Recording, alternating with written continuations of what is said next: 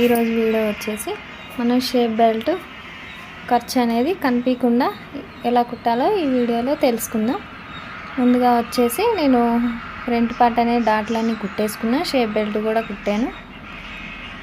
అవి అనేది ఖర్చు బయటకు కనిపించకుండా ఎలా కుట్టాలో ఈ వీడియోలో తెలుసుకుందాం.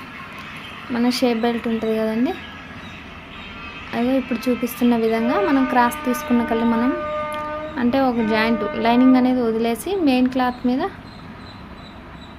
షేప్ బెల్ట్ అనేది పెట్టేయాలండి. షేప్ బెల్ట్ అనేది నీట్గా కుట్టేసా. ఫ్రంట్ పార్ట్ అనేది మెయిన్ క్లాత్ మీద పెట్టేసేయాలండి. లైనింగ్ ఒక పొర అనేది వదిలేసేయాలి.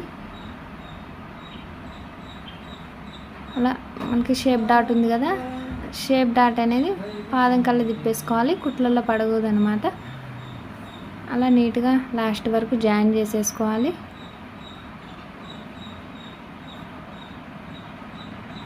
మనకి రెండో పార్ట్ కూడా అంతే అండి,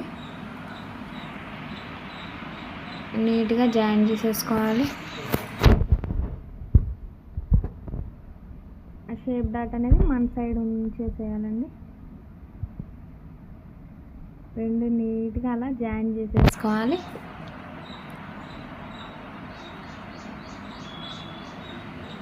అంటే క్రాస్ కరెక్ట్గా వచ్చిందా లేదా అని చూస్తున్నాను. తర్వాత హోల్ చేసేయాలి, మడతేసేయాలి. అలా లోపలికి అనేది మడతేసి మళ్ళీ లైనింగ్ వదిలేసాం కదా, అది రెండు మనం జాయిన్ చేసేసుకోవాలి నీట్గా.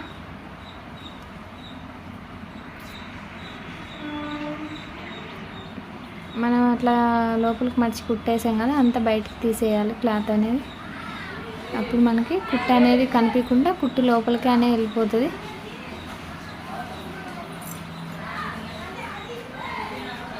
చూడండి ఎంత నీట్గా ఉందో.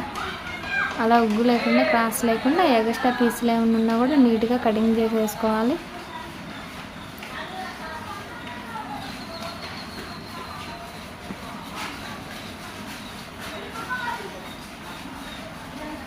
అలా నీట్గా పైన కూడా ఒక కుట్టేసి 2 కుట్లు వేసేయాలన్నమాట. ఎక్స్ట్రా పీస్ అంతా కటింగ్ చేసేసుకోవాలి. ఇప్పుడు నీట్గా వచ్చింది.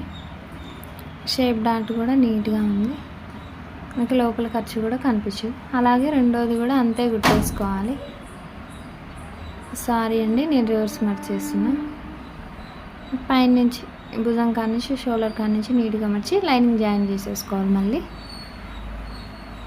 అలా నీట్గా అనేది స్టిచ్చింగ్ చేసేసుకోవాలి.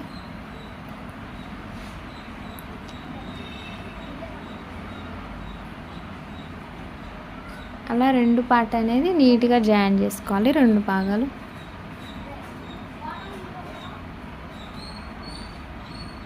మనకు అదంతా బయటకు తీసుకోవాలి. బయటకు తీసుకున్న తర్వాత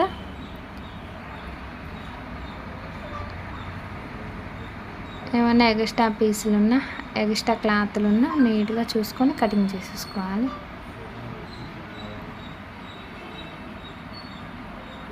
ఇవి కూడా అంతే అండి, 2 కుట్లు నీట్గా వేసేయాలి. ఎక్స్ట్రా అనేది కటింగ్ చేసేసుకుంటున్నా నేనైతే. ఈ మధ్య వీడియో అనేది 4 డేస్ నుంచి వీడియో అనేది పెట్టలేదండి ఏమి. మేము టెంపుల్స్కి అలా వెళ్ళాము, యాగంటి మానంద వెళ్ళొచ్చామండి. అది ఉక్సులు పట్టి ఎక్స్ట్రా ఉంటే నేను కటింగ్ చేశానండి. అలా టెంపుల్స్కి వెళ్ళొచ్చామండి. అందుకోసం అని చెప్పేసి నేను వీడియో అనేది తీయలేదు. ఇప్పుడు కాజల్ పట్టీ అనేది కుట్టేస్తున్నా నీట్గా. ఇంకా అలా నీట్గా మొత్తం లాస్ట్ వరకు కుట్టేసేయాలి.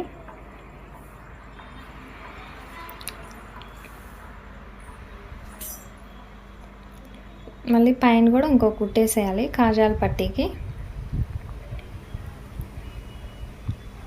మళ్ళీ ఒకసారి చిన్న మడత, తర్వాత కొంచెం పెద్ద మడత, అంటే 2 మడతలు వేసేసి కాజాల పట్టీ అనేది కుట్టేయాలి నీట్గా.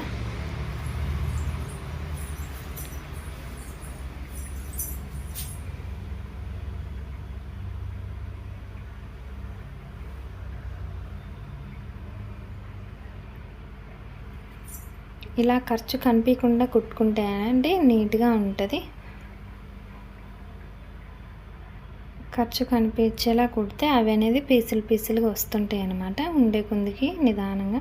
అందుకని చెప్పేసి ఇలా లోపల కుట్టుకుంటే నీట్గా ఉంటుంది. ఇప్పుడు వచ్చేసి ఉక్సులు పట్టి కూడా కుట్టేస్తున్నా. లాస్ట్లో మనం కొంచెం పైకి అనేది హోల్ చేసుకోవాలి, ఉక్సులు పట్టి అనమాట. పైన కూడా అలాగే నీట్గా రివర్స్ తిప్పుకొని నీట్గా పైన ఇంకో కుట్టేసుకోవాలి. మనం ఇలా ఖర్చు కనిపించకుండా కుట్టుకుంటే నీట్గా ఉంటుంది అనమాట ఫ్రంట్ పార్ట్ అనేది.